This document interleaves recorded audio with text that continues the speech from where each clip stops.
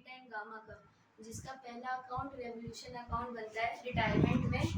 तो सबसे पहले इसमें जो पॉइंट दिया गया है वो stock to be appreciated by 20%, जिसको जो अमाउंट है उसका 20% निकालेंगे, जितना आंसर आएगा वो यहाँ पे लिख देंगे। फिर इसी हिसाब से बिल्डिंग भी दी गई है 50,000 की, जितना अमाउंट है उसमें माइनस करके जितना आंसर आएगा वो लिख देंगे।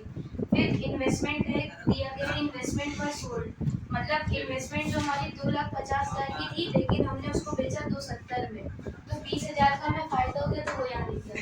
फिर हम सबको प्लस कर देंगे, 80,000 आएगा।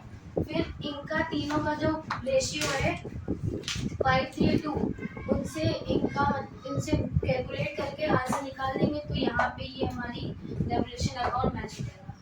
उसके बाद अब बनेगा पार्टनर्स कैपिटल अकाउंट, जिसमें 3 पार्टनर थे, अल्फा बीटा गामा, जो शॉर्ट में लिखा है, बाकी फॉर्मेट पता ही है।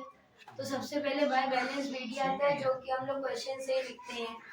बी रिटायर हो रहा है, फिर रेवोल्यूशन अकाउंट लिखते हैं जो पॉइंट में आता है, फिर जनरल रिजर्व, ये सब वो क्वेश्चन में ही लिखा है।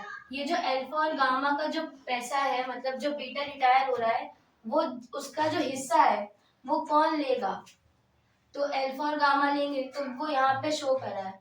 अब इसके बाद यहाँ पे जितना भी अमाउंट है वो सब प्लस करने के बाद इसका इधर का है 236, इधर का 324 और इधर का 390। फिर उसके बाद अब बीटा की जितनी भी अमाउंट है वहां पे जो लिखी है वो किसके हिस्से में आएगी, अल्फा और गामा क्या आएगी, क्योंकि बीटा तो रिटायर हो गया है, तो वो यहाँ पे लिख दिया। अब हमको बैलेंस निकालना है, तो इस अमाउंट से इस अमाउंट को जब माइनस करेंगे तो ये अमाउंट रहेगी, बस फिर बैलेंस शीट वो कैपिटल अकाउंट मैच हो जाएगा। कैपिटल अकाउंट के बाद बैलेंस शीट बनाते हैं, तो फॉर्मेट तो पता ही है। तो सबसे पहले बिल्डिंग थी जो 2,50,000 की थी, और एप्रिशिएटेड जो एडजस्टमेंट में लिखा था वो 50,000 का जो प्लस होता है उसको अमाउंट प्लस कर देंगे। मशीनरी में कोई एडजस्ट नहीं था तो पूरी ऐसे लिख दी।